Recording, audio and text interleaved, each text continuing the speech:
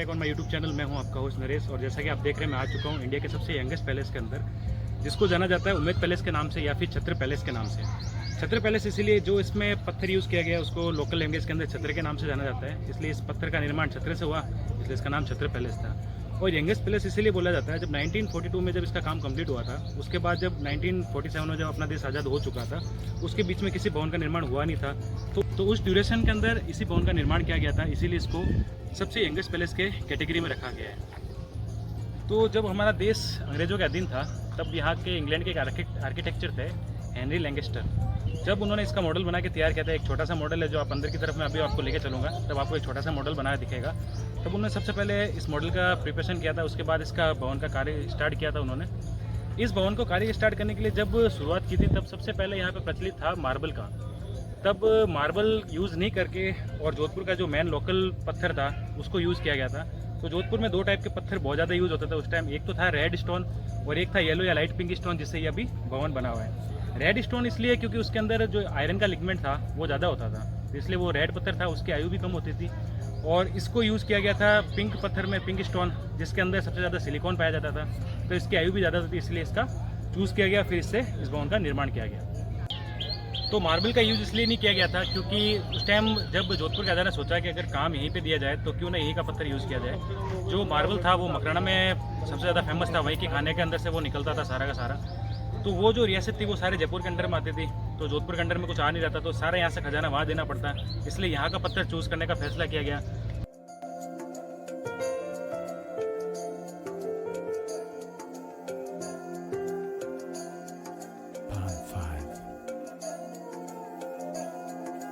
जो इस पत्थर के अंदर यूज़ किया गया, थर्मल इफेक्ट यूज़ किया गया था उस टाइम के अंदर, जब इस पत्थर के बाहर की तरफ जब भी हीट आती है ताकि वो हीट अंदर की तरफ ट्रांसफर नहीं हो, उसके लिए क्या किया गया था, आगे का जो पत्थर था और उसके जो अंदर वाले पत्थर के बीच में 5 फीट की एक गैप छोड़ा गया था, जिसके अंदर पीओपी भरी गई ताकि थर्मल इफेक्ट के हिसाब से बाहर की हीट अंदर की तरफ ना आ पाए। जब 1929 में जब यहाँ के राजा थे, राजा उमेद सिंह जी, उन्होंने इस भवन का कार्य स्टार्ट किया था। मुख्य कारण ये था कि जब जोधपुर में अकाल पड़ चुका था, मारवाड़ एरिया के अंदर लोगों के पास खाने के लिए भी कुछ नहीं था, ना कोई कमाने का सोर्स था, तब उन्होंने इस चीज़ का बेड़ा उठाया और उन्होंने इस भवन का कार्य स्टार्ट किया। जब 3000 मजदूर पर नाइट यहाँ पे काम किया करते थे तब उनको यहाँ पे रोजगार भी मिला और उनका भरण पोषण भी शुरू किया गया।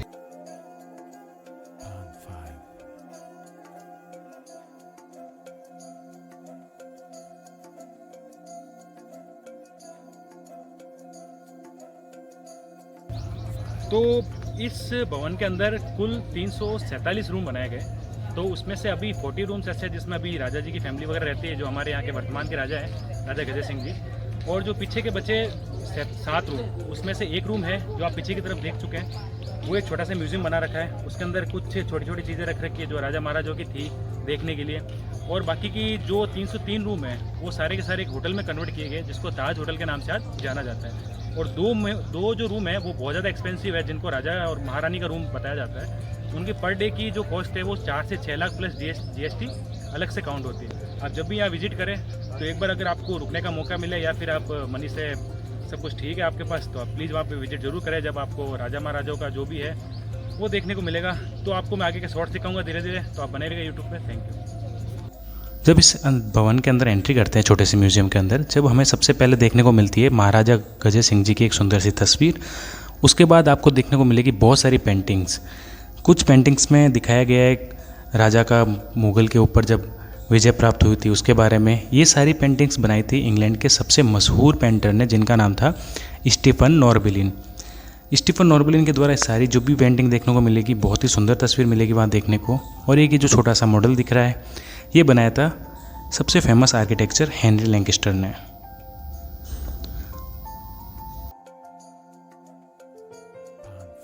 आगे चलने के बाद हमें देखने को मिलते हैं कुछ शाही जेवरात और एक ऐसा रूम जहाँ पे महाराजा गजय सिंह जी के सारी फैमिली की फ़ोटोज़ वगैरह लगा रखी है, जहाँ देखने को मिलेगा उनके माताजी की तस्वीर, उनके पिताजी की तस्वीर, उनकी फैमिली और उनके भाई वगैरह सब कुछ। अपने शाही अंदाज में ये सारी फ़ोटोज़ का कलेक्शन उन्होंने लगा रखा है आगे की रूम की तरफ। जब उमेद सिंह जी की डेथ हुई थी तब उन्होंने जिस टेबल पे खाना खाया था वो टेबल आज भी उनकी याद में ऐसे डिस्प्ले की गई है, जैसा आप इस तस्वीर के अंदर देख रहे हो। उनको कांच की चीज़ों का बहुत ज़्यादा शौक़ था। आप जो भी चीज़ देखोगे उनकी सारी की सारी एक ग्लास और कांच से ही बनाई गई है। ये जो तस्वीर देख रहे हैं इसके अंदर दिखाया गया है जो भी पोलो गेम्स वगैरह होते थे, जहां उमेश सिंह जी बहुत ही अच्छा खेलते थे, उनके द्वारा जो ट्रॉफी जीती गई थी उनको यहाँ पे डिस्प्ले किया गया है। ये जो आप देख रहे हैं ये इंग्लैंड के सबसे एक्सपेंसिव इत्र थे जो महाराजा यूज़ करते थे, उनको यहाँ पे डिस्प्ले किया गया है। सारे के सारे बहुत ही ज़्यादा एक्सपेंसिव हुआ करते थे।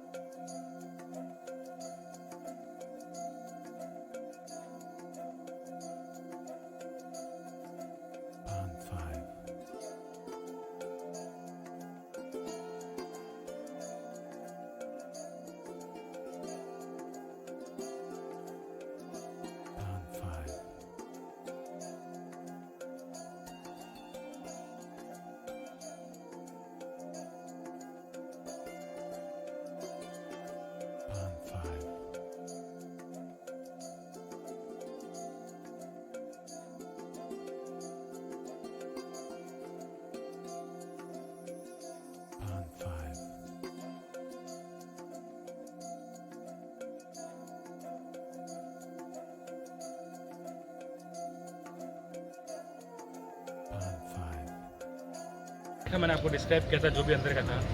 एक्चुअली क्या है, जहाँ पे भी जाता है वहाँ पे वीडियो के लिए बहुत पाबंदी होती है, तो सारा वीडियो बना नहीं पाते, तो अंदर के जो भी शॉर्ट्स थे उसके साथ मैंने वॉइस ओवर दिया। तो आपको ये वीडियो कैसा लगा तो प्लीज़ एक लाइक एंड सब्सक्राइब जरूर करें मेरे चैनल को और हमारी मेहनत के लिए। Thank you.